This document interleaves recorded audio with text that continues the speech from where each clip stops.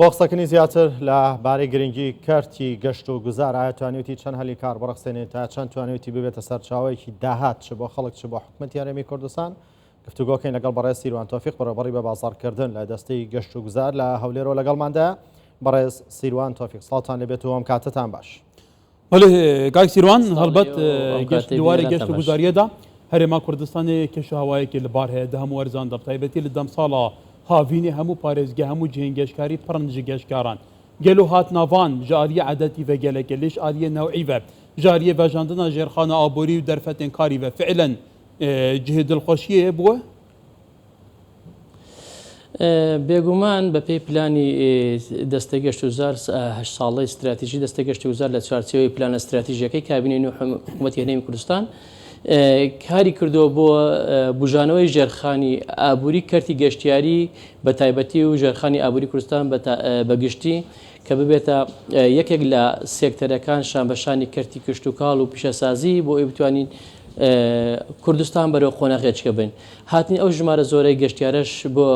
هەرێمی کوردستان ئەگەر ببینن بە پێی و پلانەدانراو لە ساڵی 2022 گەشتە زیاتر لە 6 ملیۆن گەشتیار و بە پێی و پلان و بۆ چونە ئەوکانی خۆمان کە دانراوە بۆ ساڵی 23 دەگاتە سەری 8 ملیۆن گەشتیار. ئەمە هاتنی ئەم ژمارە گەشتیارە ئەگەر ئێمە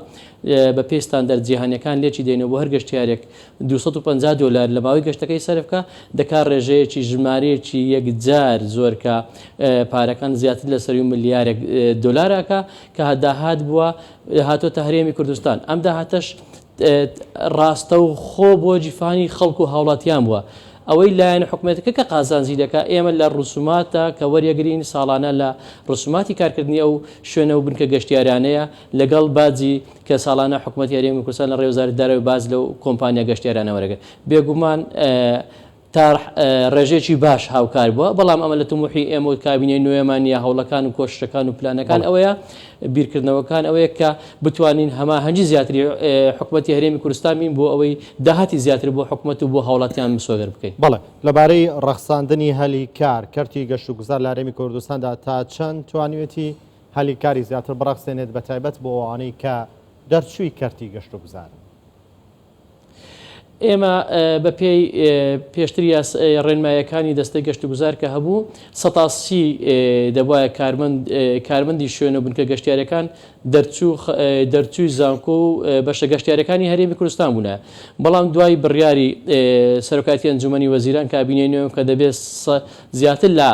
75 لەوانە دەستی خۆماڵی و دەرچووی زانکۆ و پەیمانگەکانی خۆمان بوون، ئێستا ڕێژەکە بەرز بۆتەوە کەواتە دەبێتە 100%. بۆ ئەمە بەستەش دەستەی گەشت و گوزار هەستا بە ئامادەکردنی ڕێنماییەک بۆ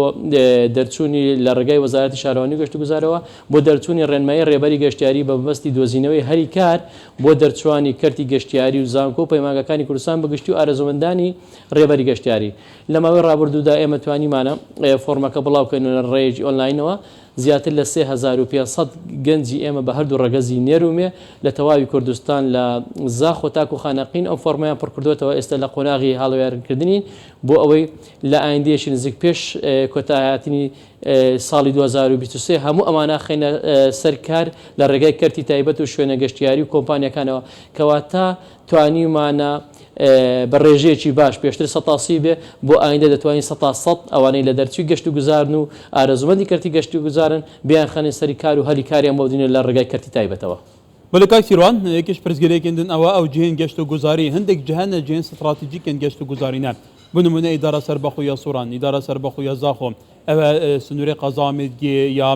ئاکرێ بگرە دەڤەرە هەورامان بگرە گەلێک دەڤێنێ دنیا سلێمانیە بگرە لێ ڕێوبان نەکو پێویستینە ئوتێل و موتێل وەکو پێویست لەوان دەڤەرانی نەکو گەشتکار بە هەزاران ڕۆژانە سەردەناوان دەڤەران دەکەن لێ جهنینە لێ ببینن ناوچارن جارێکا دنڤەگەرنە سەنتەرێ باژاران کەواتە بووڤەیەکی گەل و ینی ڕێوبان بهێنە سەغبێریکردن ئەو جهێ ڤەمانێ بهێنە چێکردن و چکردە.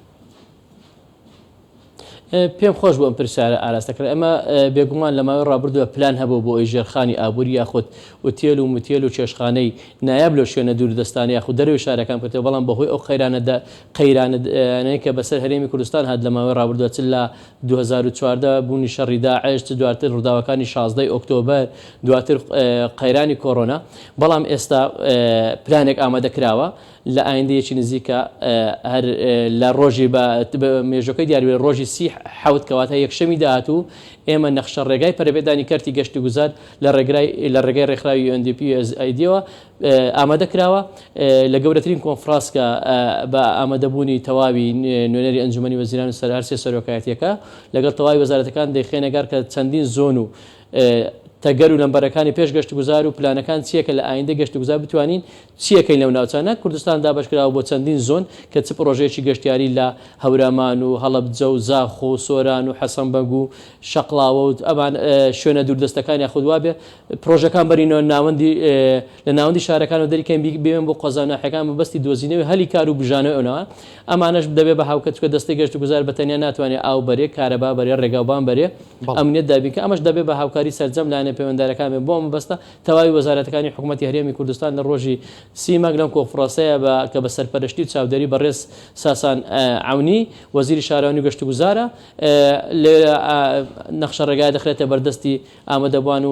وەزارەتەکانی حکوومەتی کوردستان بۆی بتوانین لە ئایندەیەکی نزیکدا ئەو ناوچانەش زیاتر بژانە بەخۆ ببینێ.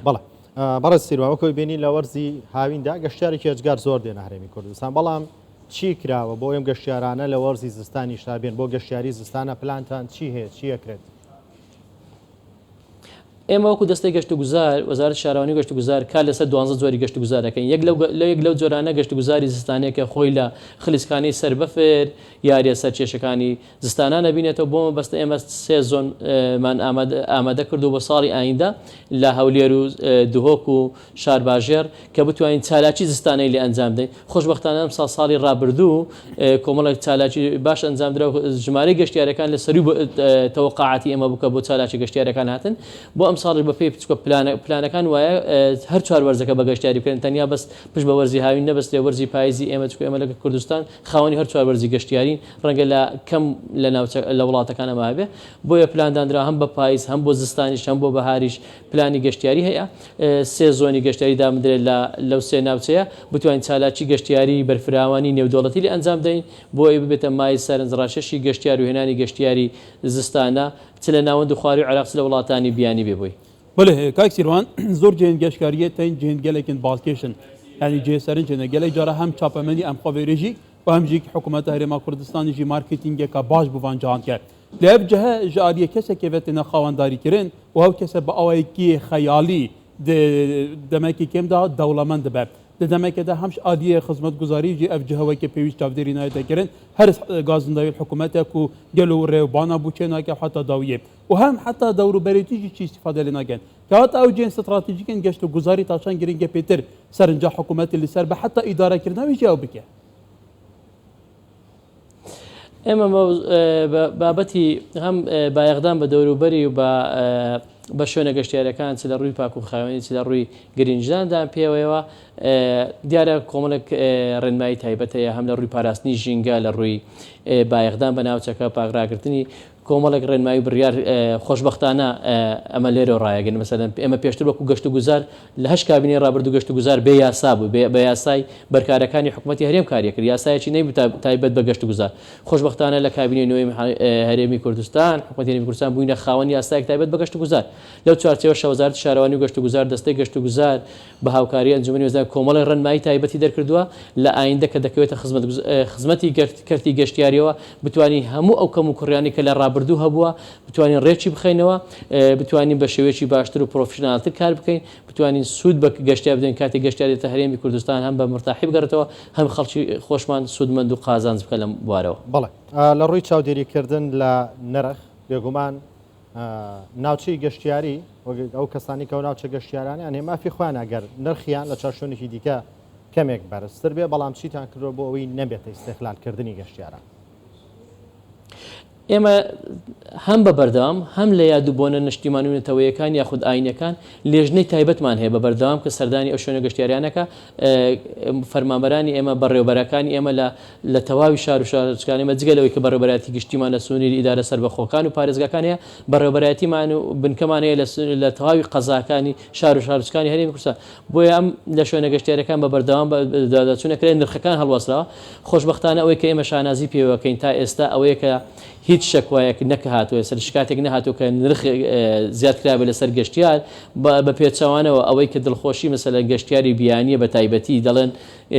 مەحدی ئێرەکە کە لە بۆنەکانە کە یاخود بۆ زۆربوونی گەشتیارە ئیستغلال نەکراونی ئەمە جێی شانازی خەڵکی کوردستانەکە خەڵکی ئێمە میوانداری میوان دۆستە زۆر جار ڕەنگە پارەیەکی کەمتر وەرگیرابێت لە میوانەکە نەک لەوەی ئیستغلالکرابێ ئەمەش داوایان لێ دەکەین یان یەک لە داواکاریەکانی ئێمەیە هەر بەم شێوەیە بۆ میوان دۆستی ببینەوە هەوڵ نەدەن ئیستغلالکرد چ کاتی لە ئیستغلالکردنی هەر گەشتیارێک ڕنگدانەوەی سلبێ بێ لە کاتی گەڕانەوەی یاخود باسکردنی بە شێوەیەک لە شێوەکانی سوسیال میدیا کاردانەوەی نەگاتیڤی بۆی بێ بەڵام خۆشبەختانە تا ئێستا نەبووە چکە بە بەردەوامی لێژنەکانی ئێمە لە شار و شارۆچکەکان لە بەڕێوەبەری گشتیەکان لە ئیدارە سەربەخۆکان چاودێرن پشکنینیان بۆکەن پۆلینیان بۆ دەکەن ژنێ بە دادەچنی بەردەوام هەیە بە هاوکاری پارێزگا و یەکە ئیدارە سەربەخۆکان. برێ سیروان تۆفیق ڕێ بەبەرێ بە بازارکردنێ لە دەسا گەشت و گوزارێ سوپاس کاک سیروان. سپاس بۆ.